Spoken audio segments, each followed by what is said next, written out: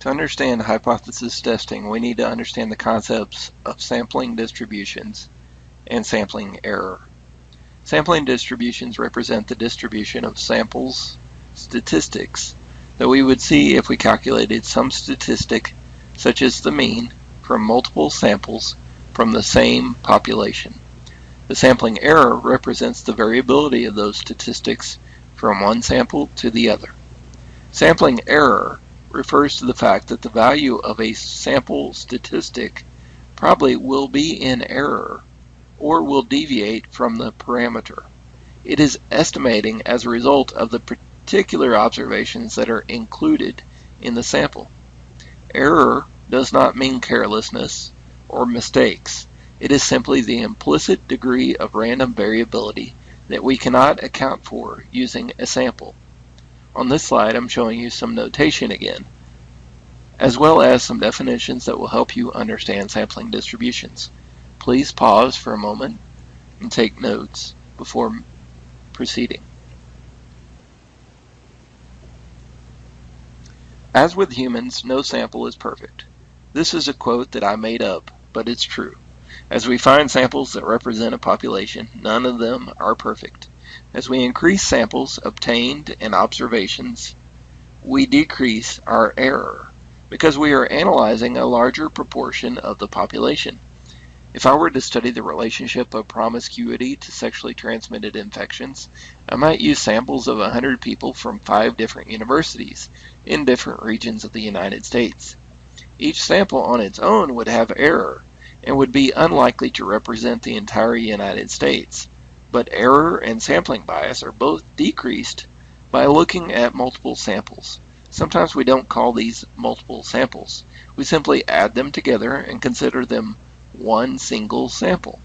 Generally, a larger sample size generates a better approximation of the underlying population because it minimizes sampling error. Remember how sample distributions have a standard deviation? Well, when we collect standard errors, we can find the average standard error as well as the deviations of each standard error from the mean standard error, or what we call the standard error of the mean. Now let's look at an example of hypothesis testing.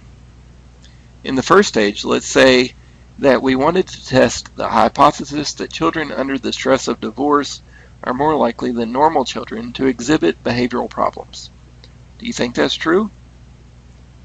That hypothesis is called the research hypothesis and is symbolized by H sub 1. In stage 2, we would set up the null hypothesis that the sample was actually drawn from a population whose means are equal at, say, 50. Since 50 is the mean, this is the hypothesis that stressed children don't differ from normal children in terms of behavior problems. Next, we would obtain a random sample of children under stress. In stage 4, we would obtain the sampling distribution of the mean under the assumption that the null hypothesis is true. In step 5, we use the sampling distribution to calculate the probability of a mean at least as large as our actual sample mean. Let's say our sample mean of stressed children was 62 and had a sampling distribution that told us the probability of a sample mean that high was only 0.0038. Now, we move on to step 6. On the basis of that probability, we made decisions in this case. With a probability of 0.0038, it's a highly unlikely event.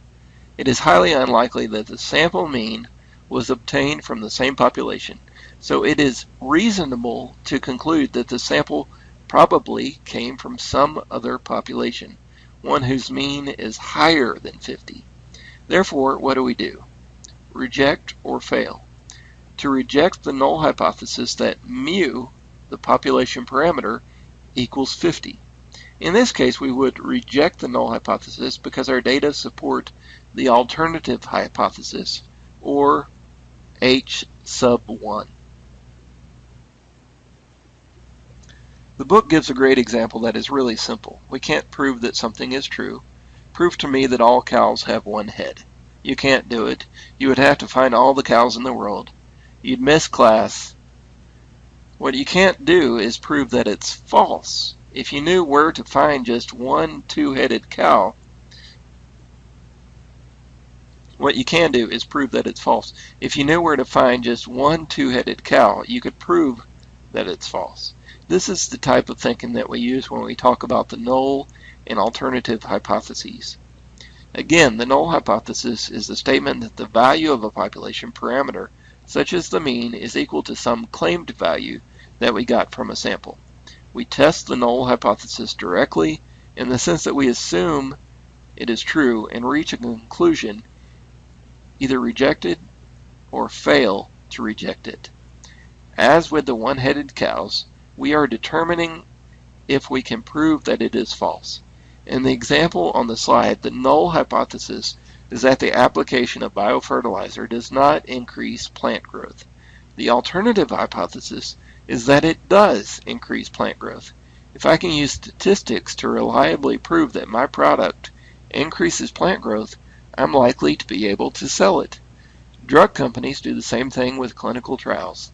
They provide evidence that you can trust their product to perform a specified action or have an effect.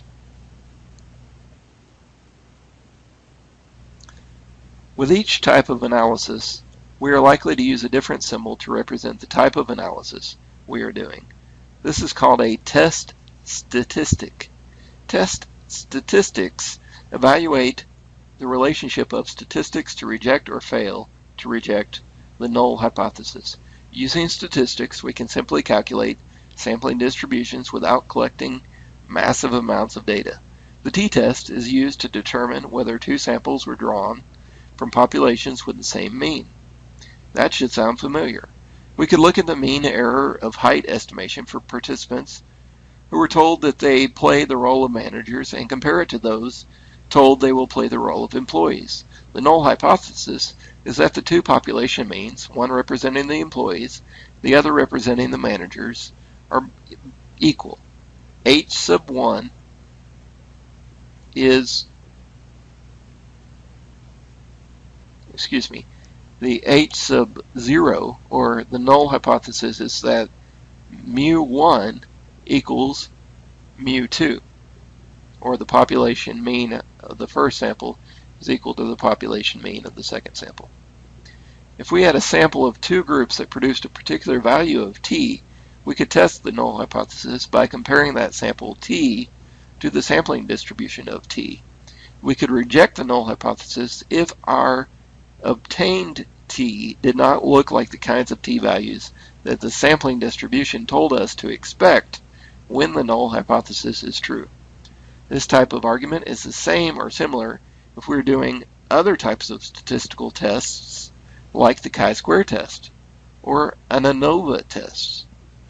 Spend about 5 minutes reading this page, section 8.5, entitled Test Statistics and Their Sampling Distributions. Put it in your own words by writing it down and paraphrasing it. Discuss it with the person next to you.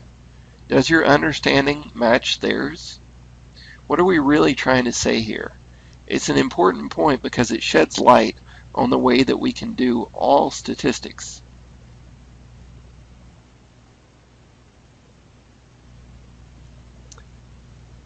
And we'll come to the normal distribution and hypothesis testing next.